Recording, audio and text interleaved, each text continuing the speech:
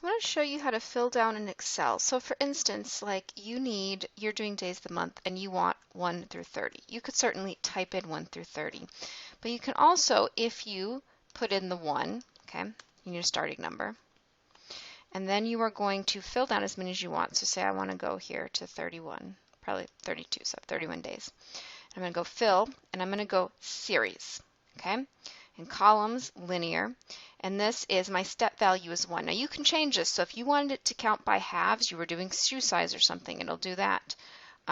If you have a stop value, you'll get that. So like I want this to finish at 31. You can see right there through there. So that way if you're trying to count down, and then it immediately does it for you. And as I said, you can do whatever. So if I wanted to do this, fill series, I want to count to 15.